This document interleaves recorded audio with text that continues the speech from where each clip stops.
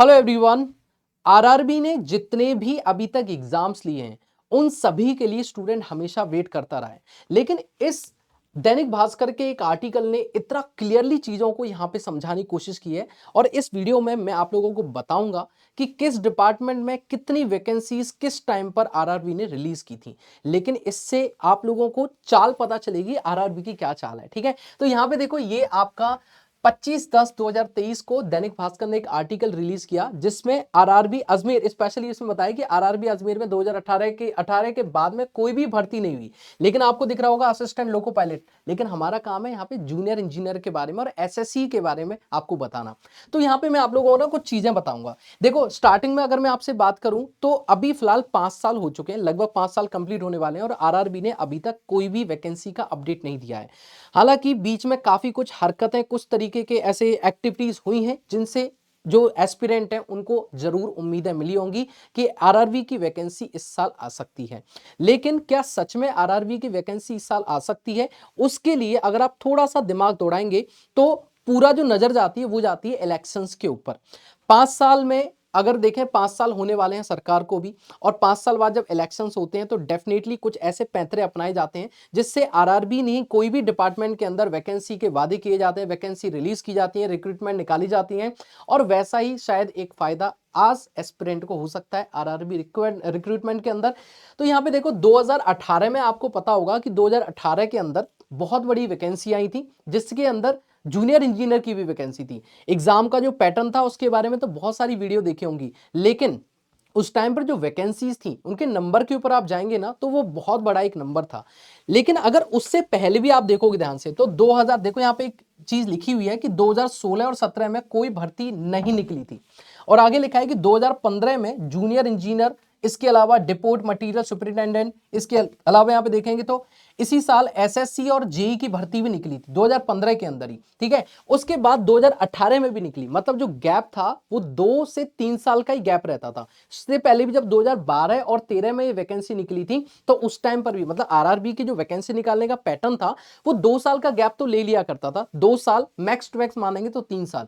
लेकिन इस बार ऐसा क्या हुआ कि 5 साल का गैप आने लग गया। तो इसको अगर ध्यान से देखा, आपको पता होगा पिछले महीने में ही एक अपडेट आया था जहां पे रेलवे ने अपने जितने भी बोर्ड्स हैं उन सभी से, जितने भी आपके रीजन्स हैं उन सभी से पूछा था कि कितनी वैकेंसीज खाली हैं, कितनी वैकेंसीज पे हम लोग रिक्रूट कर सकते हैं। और वो डेटा कुछ सामने शीट्स के फॉर्म में आया भी था। लेकिन उस डेटा का फिर क्या हुआ? ये डेटा जो है ये सिर्फ क्या दिखाने के लिए कि या फिर सच में आरआरबी के अंदर वैकेंसीज आने वाली हैं? तो अगर मैं ध्यान से देखें तो एक बहुत ही दर्दनाक हादसा पिछले कुछ महीनों पहले आप लोगों को देखने को मिला था और वो काफी ज्यादा गंभीर था। उसके ऊपर हमने एक वीडियो भी बनाया था, तो उसको भी अगर ध्यान से देखें तो सच में अच्छे इंजीनियर्स की रेलवे को जरूरत है। लेकिन रेलवे ऐसा क्यों नहीं कर रहा है? तो ये पूरी की पूरी जो कहानी होती है वो सरकार के ऊपर भी निर्भर करती है, सरकार के ऊपर ये चीजें बहुत डिपेंड करती हैं। 5 साल में इलेक्शंस आने वाले हैं, लेकिन 5 साल अभी कंप्लीट होने वाले हैं सरकार को। तो इसलिए मैंने इस वीडियो के टाइटल में, बहुत सारे जो महान भाव हैं वो इसके वीडियो कमेंट के नीचे डालेंगे कि ये टाइटल सही नहीं है या फिर ये चीज है, लेकिन आप एक बात के ऊपर ध्यान दें, आप भी अगर थोड़ा अपना दिमाग दौड़ाएंगे तो 5 साल अगर सरकार को कंप्लीट होने वाले हैं तो डेफिनेटली या तो आप लोगों को उस इलेक्शन से पहले या इलेक्शन के जस्ट बाद आप लोगों को वैकेंसी देखने को मिल सकती है। और 5 साल से ज्यादा अब मेरे हिसाब से इनको ज्यादा एक्सटेंड नहीं करना चाहिए। ये जो वैकेंसी है ना आरआरबी की, हो सकता है इस बार पैटर्न भी चेंज हो जाए, हो सकता है, क्योंकि एसएससी ने इस बार पैटर्न चेंज किया। ठीक है, सीवीटी 1 सीवीटी 2 कर दिया।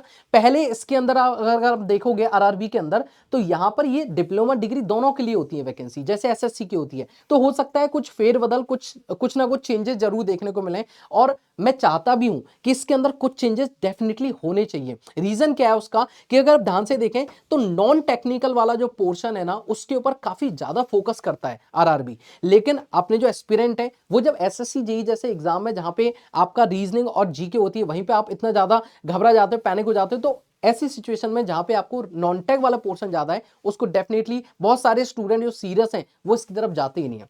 तो आरआरबी को डेफिनेटली इस साल के लास्ट तक या फिर कहूंगा कि एक अगले महीने में या नेक्स्ट मंथ के अंदर वैकेंसी को रिलीज कर देना चाहिए, क्योंकि वो जो डेटा आया था उसके अंदर, अगर मैं डेटा के बारे में भी डेफिनेटली किसी एक वीडियो के पर्टिकुलर वीडियो के अंदर बात करूंगा, लेकिन वो डेटा एक बहुत बड़े नंबर को शो करता है। मतलब हर एक डिपार्टमेंट में वैकेंसीज खाली हैं, तो फिर क्यों ऐसा किया जा रहा है कि वैकेंसीज के लिए रिक्रूटमेंट नहीं निकल रहा? तो एकमात्र रीजन मैंने आपको बताया, दैट इज द इलेक्शन। तो आप मुझे वीडियो के कमेंट बॉक्स में जरूर बताइएगा कि आप भी ऐसा सोचते हैं कि इस साल के लास्ट में आरआरबी की वैकेंसीज, स्पेशली जूनियर इंजीनियर और एसएससी की मैं बात करूंगा, और जैसा बहुत टाइम से एक हाइप क्रिएट हो रहा था कि इस बार सिर्फ जूनियर इंजीनियर की नहीं, एसएससी मतलब सीनियर सेक्शन इंजीनियर की भी वैकेंसीज आएंगी, और वो एक बहुत बड़ी अपॉर्चुनिटी होगी। तो मेरा एक ही मानना है, आप लोग इस वैकेंसी, जब ये वैकेंसी आएगी ना, तो आपको कम से कम ना एटलीस्ट इतना पता होना चाहिए कि इस वैकेंसी के लिए क्या रिक्रूटमेंट है, क्या स्किल्स की नीड है, क्या आप लोगों को पढ़ना चाहिए। तो आप मेरे हिसाब से ना, जो बच्चे तैयारी करते आ रहे हैं वो भाई अपनी तैयारी को कंसिस्टेंट रखना, बिल्कुल भी ब्रेक मत देना उसके अंदर। और जो जिन्होंने अभी तक तैयारी नहीं शुरू करी है, और जो आरआरबी जेईई जैसे रेप्यूटेड डिपार्टमेंट के अंदर अपनी जॉब देखना चाहते हैं, अपने आप खुद को वहां पे पोस्टर देखना चाहते हैं, तो आप लोगों को तैयारी अभी से शुरू कर देनी चाहिए। और मैं वो शुभकामनाएं देता हूं आप सभी को, जो बच्चे अभी एसएससी जेईई में सेलेक्ट हुए हैं, जो सीबीटी 2 की तरफ जा रहे हैं, और जो बच्चे अभी इस साल नहीं सेलेक्ट हो पाए सीबीटी 1 में, तो वो आरआरबी जेईई के लिए जरूर तैयार रहिएगा, ठीक है। सो वीडियो के कमेंट बॉक्स में आप जरूर बताइए कि आप क्या सोचते हैं आरआरबी जेईई की वैकेंसी के बारे में। मिलते हैं एक और नेक्स्ट वीडियो के अंदर, till then take care, thank you so much.